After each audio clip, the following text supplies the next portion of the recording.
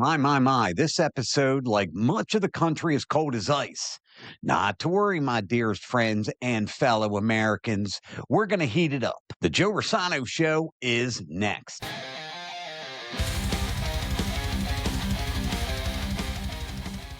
Welcome to the Joe Rossano Show. Hi, I am Joe Rossano. Dare I say, let's rock. My dear friends and fellow Americans, today we're talking about Immigration and Customs Enforcement, ICE, and why it's suddenly dominating national headlines. This isn't a policy debate. This isn't cable news shouting. This is about two deadly incidents in Minneapolis.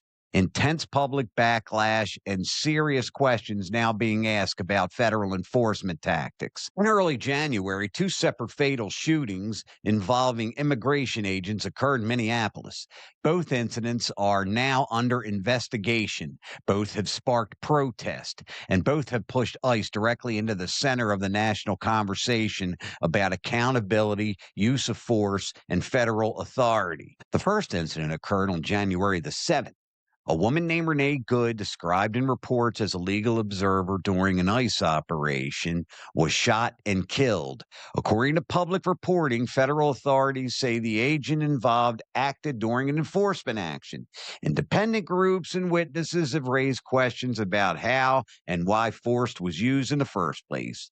The case remains under review. Please like, share, subscribe, comment. Click the notification bell for all the latest episodes of the Joe Rossano Show. Second incident happened just a few days ago on January 24th. Alex Pretti, a 37-year-old ICU nurse at the Minneapolis VA Medical Center, was fatally shot during a separate federal operation involving Border Patrol agents. Reports indicate Pretti was filming agents during the encounter.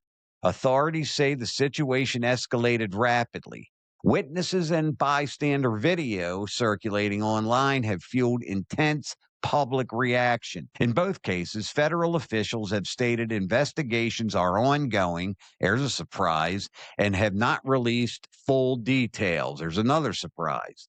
The Department of Justice has not announced charges. Civil rights groups, labor organizations, and community leaders are demanding transparency, body cam footage, and independent review. The response in Minneapolis has been immediate and emotional. Protests erupted across the city.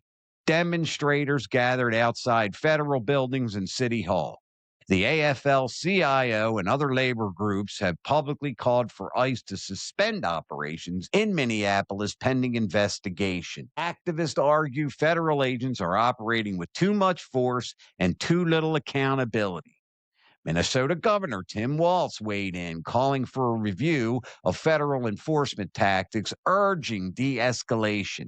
Minneapolis city officials have also questioned how federal operations intersect with local law enforcement and community safety. Federal authorities push back on the criticism.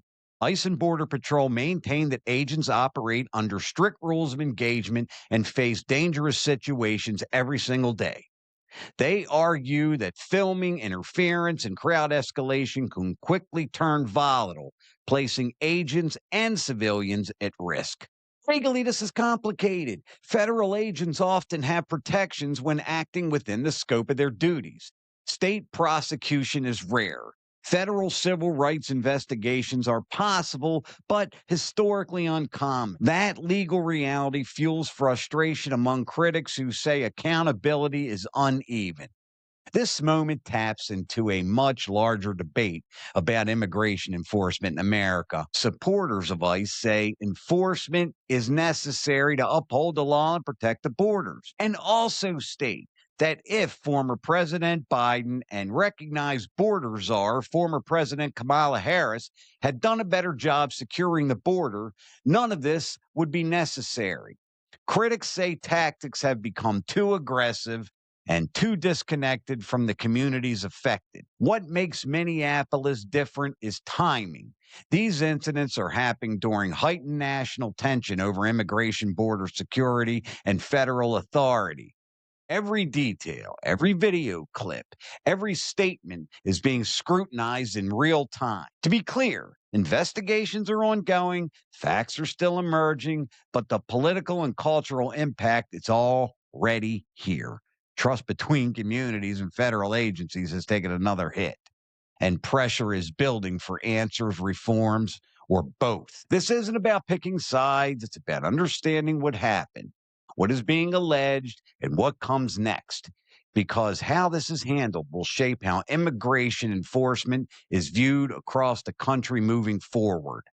Minneapolis may be the flashpoint, but the implications are national. The outcome of these investigations and the response from the federal leadership will tell us a lot about where immigration enforcement is and headed in the years ahead. Now, my dearest friends, fellow Americans, I would have to say my favorite segment, your questions and comments from the jar. So let's see what we have today. We'll do one question, we'll do one comment because they've really been letting me have it lately. So, first question is from Fran. Joe, since we have a military base in Greenland, why is Trump so worried about this? Fran, I think President Trump is worried about Russia and China and their military buildup. Vladimir Putin is acting like we are in the midst of the Cold War. And of course, I don't want to shock anyone, there are rare minerals under Greenland that everybody seems to want nowadays. So at the end of the day, we do have one air base there, and it is a space base. And Trump wants 10. He feels that that is the absolute mother lode of locations to stop military threats across the globe, and that especially from Russia and China. So that's why it's such a big deal now. Will President Trump use military force? The answer is no. The answer is no.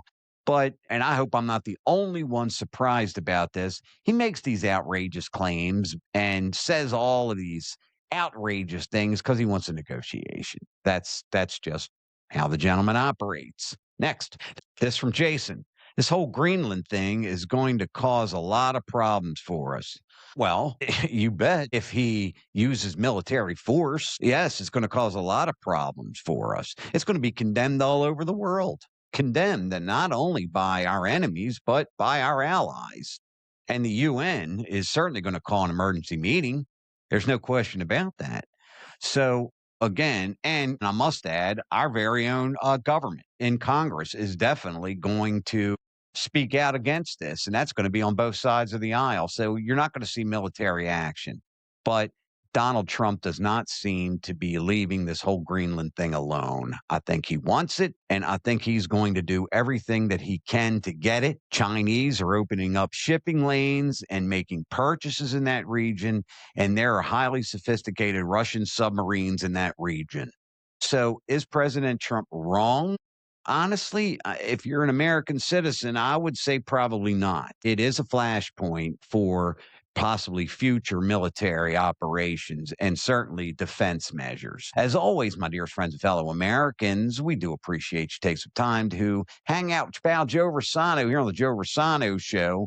At this time, I kindly ask, please like, share, subscribe, comment, click the notification bell for all the latest episodes of the Joe Rossano Show. Once again, my dearest friends and fellow Americans, don't forget to adopt a pet. God bless you, and we'll see you next time. Thank you for watching. Don't forget to subscribe and click the notification bell for all the latest episodes of the Joe Rossano Show.